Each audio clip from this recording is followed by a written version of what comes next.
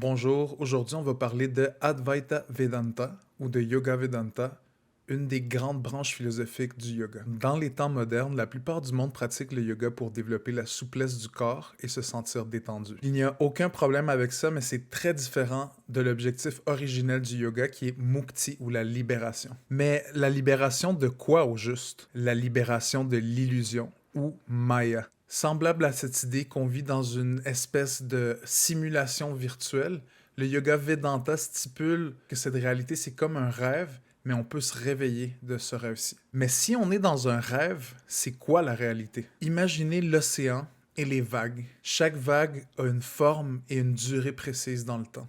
Après prendre cette forme, les vagues reviennent toujours vers l'océan. En fait, on peut même dire que l'océan et la vague ne se sont jamais séparés, la vague n'étant qu'une extension de l'océan.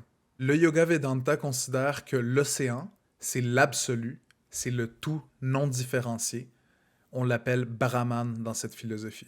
La vague, c'est notre âme individuelle ou Atma. L'illusion, c'est de se concevoir comme un individu séparé de l'univers, de Dieu ou de la conscience universelle.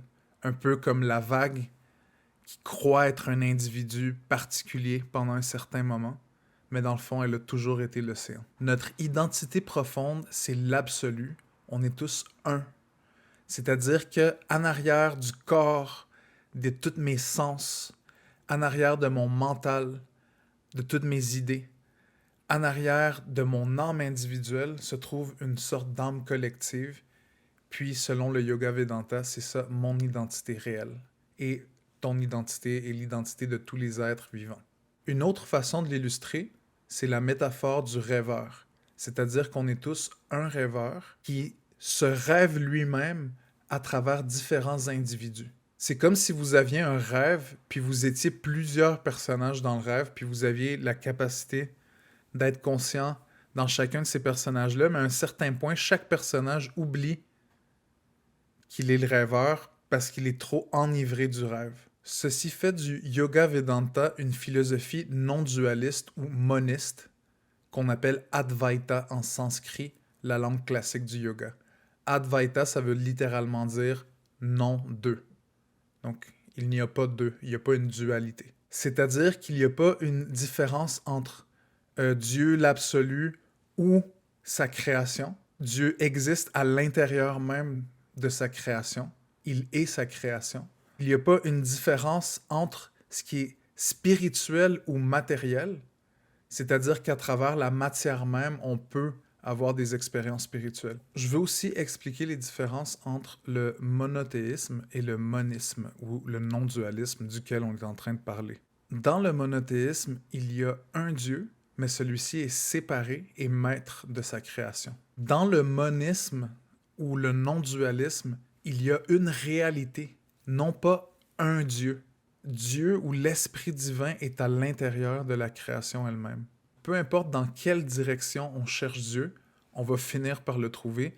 Puis la direction qui est la plus conseillée, surtout dans le Vedanta, c'est d'aller vers l'intérieur. À cause de cette situation, de cette conception de Dieu ou de l'absolu, le yoga, le Vedanta, a tendance à créer une richesse de techniques de recherche intérieure qu'on a moins tendance à voir dans d'autres types de religions.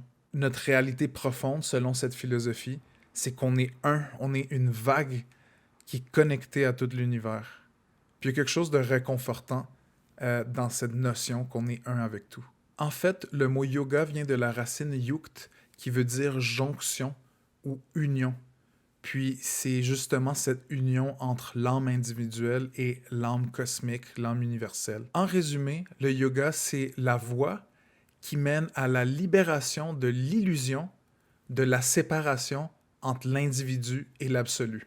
Donc voici les bases théoriques du Vedanta. C'est sûr qu'il y a plein d'autres concepts à voir, mais je pense que ça, c'est les concepts de base qui vont vous permettre de comprendre un petit peu c'est quoi l'approche du yoga traditionnel, l'approche philosophique d'une pratique qu'on pratique beaucoup ici en Occident, mais on a plutôt tendance à pratiquer les postures, certains exercices de respiration, même des méditations, sans nécessairement plonger dans la philosophie. Merci de votre temps, merci de votre attention. Si vous avez des questions, écrivez-les dans les commentaires, ça va me faire plaisir d'y répondre. Je vous souhaite une très belle soirée.